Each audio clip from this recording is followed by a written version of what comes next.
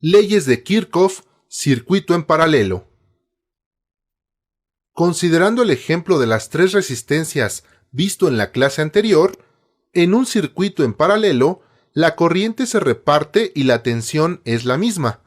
La corriente que sale de la fuente por la fase llega al punto 1 y ahí se parte en dos.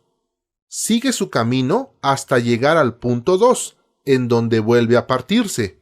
Después, viene de regreso por el neutro, y cuando pasa nuevamente por el punto 2, se suma con el punto 1. Así, se cumple la primera ley. La corriente que sale de un punto es la misma que regresa. Entonces, el punto donde se divide es la fase, y el regreso es el neutro. 127 volts más menos 10%, debido a que todas las cargas están conectadas en paralelo. Dando valores al circuito, supongamos una fuente de 100 volts y las tres resistencias en paralelo. Por concepto, la tensión en las tres resistencias es la misma, 100 volts.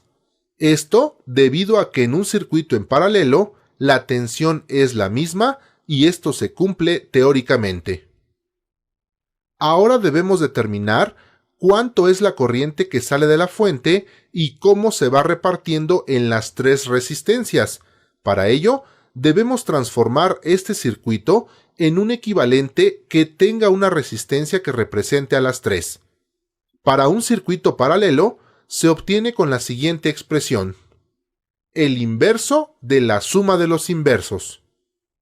Sustituimos valores de las resistencias. Haciendo las operaciones tenemos 1 entre 0.08, da 1.25 ohms. Una característica de la resistencia equivalente en un circuito paralelo es que ésta siempre es menor que la menor de las resistencias del circuito.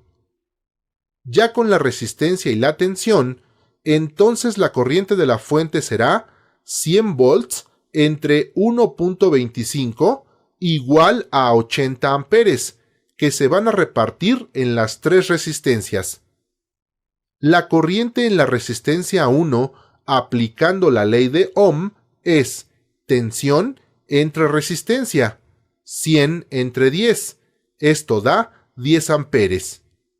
La corriente en la resistencia 2 es tensión entre resistencia, 100 entre 2, esto da 50 amperes. La corriente en la resistencia 3 es tensión entre resistencia, 100 entre 5, esto da 20 amperes. Quiere decir que por aquí circulan 10 amperes, por aquí 50 y por aquí 20, que al regresar y sumarse dan los 80 amperes que salieron de la fuente al principio, cumpliendo la primera ley. La corriente que sale de un punto es igual a la suma de las corrientes que llegan a él. Podemos observar, además, que en la resistencia de menor valor pasa mayor cantidad de corriente.